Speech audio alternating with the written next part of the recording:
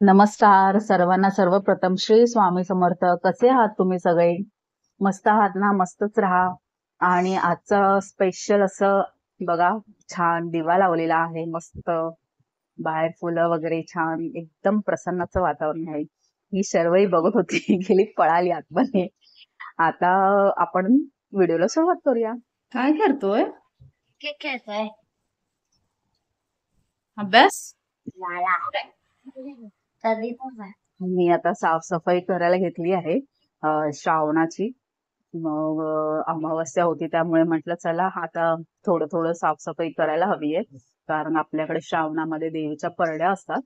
तर आता थोडं थोडं जसं मला कामातून वेळ मिळणार तसं तसं मी साफसफाई करायला सुरू करणार.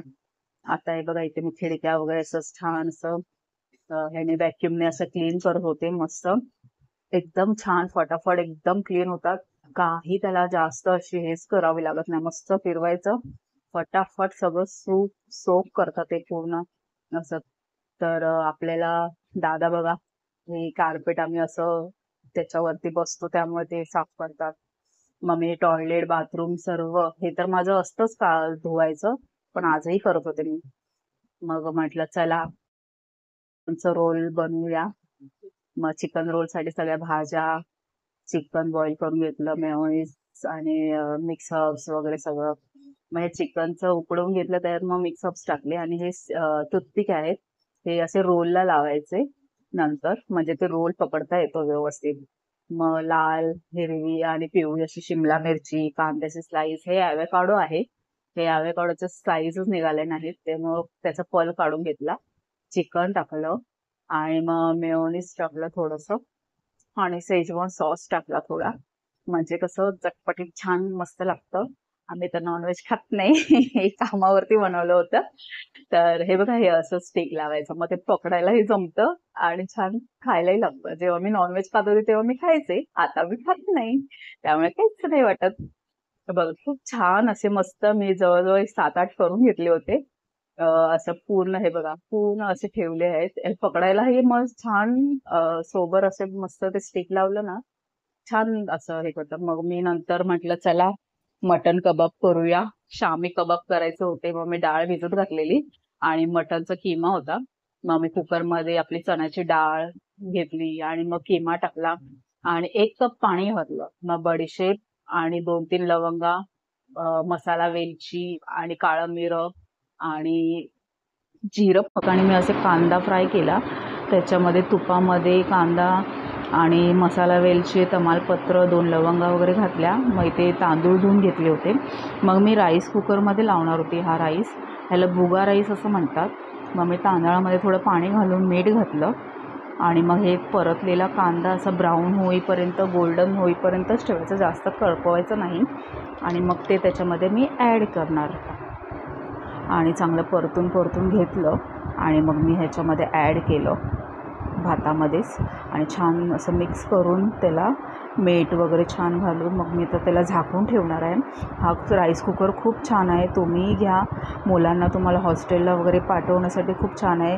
ना कुकरची शिटी ना झंझट, ऑटोमॅटिक बंद होतो.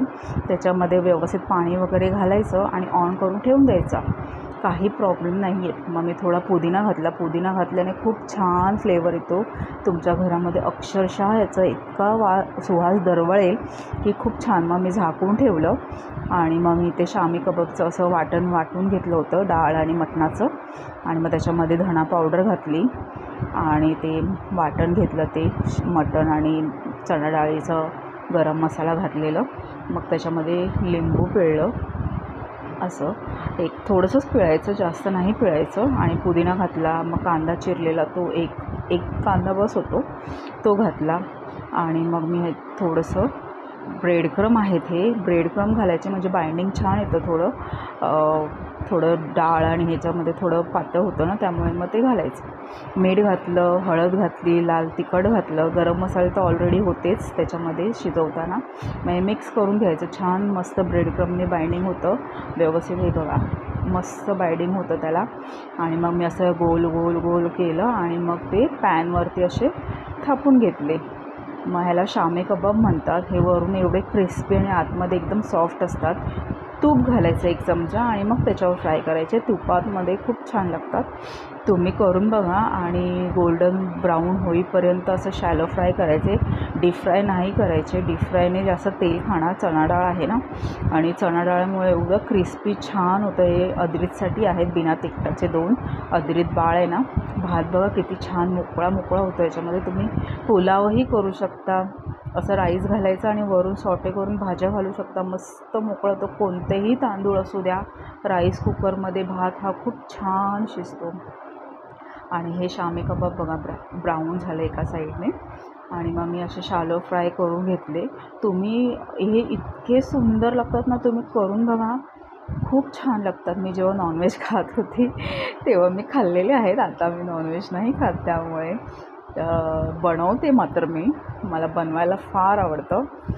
खात नसले तर काय झालं, मग मी म्हटलं चला फिश फ्राय करूया. पॉम्फ्रेट घेतले स्टफ फ्राय केलं, आणि मग मी त्याच्यामध्ये असं तांदळाच्या पिठामध्ये घातलं आणि ठेवलं. मग ते स्टफिंगसाठी घेतलेलं ओलं खोबरं, कोथिंबीर, हिरवी मिरची, आलं लसूण आणि पुदिना थोडासा घेतलेला, लिंबू पिळलेलं वाटणामध्ये, आणि मग मी असं वरती ते हळद आणि लाल तिखट थोडं लावलं होतं, आणि मग तांदळाच्या पिठामध्ये थोडंसं लाल तिखट आणि मीठ घातलं होतं थोडंसं, आणि मग असे दोन्ही साईडला मस्त शॅलो फ्राय करून घेतले. बाजूला बघा बोंबील आहेत फ्राय करायला. आज इथे शेवटचा दिवस होता ना नॉनव्हेजचा. मग म्हटलं चला मालवणी कढी बनवूया. मग मिरची, धणे, कांदा, ओलं खोबरं असं वाटण केलं मस्त, आणि मग कांदा परतला की मग त्याच्यात वाटण घातलं. मग चांगले छान एक बुडबुडी आली की त्यात गरम पाणी घालायचं, मीठ घालायचं, आमसूल घालायचं, एक जास्त नाही घालायचं, आंबट होतं. आणि मग हे 2 त्रिफळा घातले, कारण मी फोडणीत नाही घालत त्रिफळा. वरून घातले तर कसं तिखट नाही होत, मग फोडणीत घातलं तर तिखट लागतात. आणि मग मी 4-5 असे पॉम्फ्रेटचे पीस घातले याच्यामध्ये. आणि ही आमटी फक्त एकच उकळी येऊन द्यायची, जास्त उकळी येऊन द्यायची नाही. मग त्याच्यात टेस्ट सगळी निघून जाते.